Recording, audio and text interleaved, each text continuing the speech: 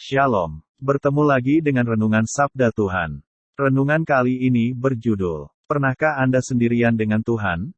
Dalam Markus pasal 4 ayat 34, ia tidak pernah berbicara kepada mereka tanpa suatu perumpamaan, tetapi ia jelaskan semuanya dengan tersendiri kepada murid-muridnya.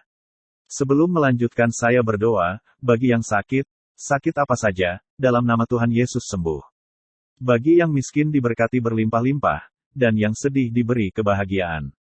Amin. Selanjutnya ke renungan kita, menyepi, sendirian dengan Dia. Yesus tidak mengajak kita dan menjelaskan banyak hal kepada kita sepanjang waktu.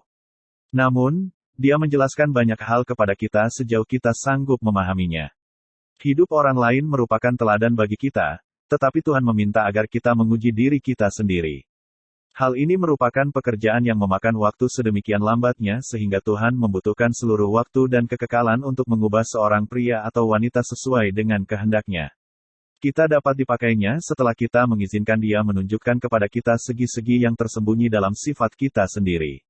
Sungguh mengherankan, betapa sedikitnya pengenalan kita terhadap diri kita sendiri. Kita bahkan tidak menyadari adanya iri hati, kemalasan, atau kesombongan dalam diri kita.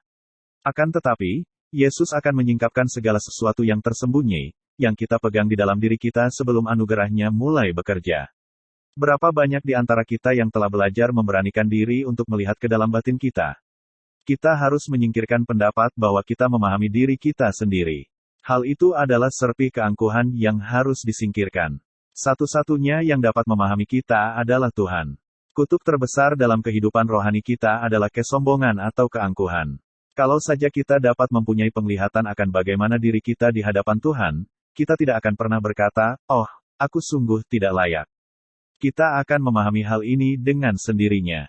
Akan tetapi, selama masih ada keraguan bahwa kita tidak layak, Tuhan akan terus menempatkan kita sedemikian rupa sampai Dia dapat menemukan kita sendirian.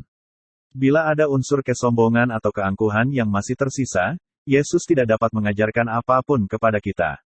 Dia akan mengizinkan kita mengalami kesedihan atau kekecewaan bila kesombongan intelektual kita terluka. Dia akan menyingkapkan berbagai perasaan atau afeksi dan keinginan mengenai hal-hal mana kita tidak pernah menyangka bahwa Dia harus menemukan kita sendirian. Banyak hal diperlihatkan kepada kita dan sering tanpa ada hasil. Akan tetapi, bila Tuhan menemukan kita sendirian, hal-hal itu akan menjadi jelas. Sampai ketemu lagi, Tuhan Yesus memberkati.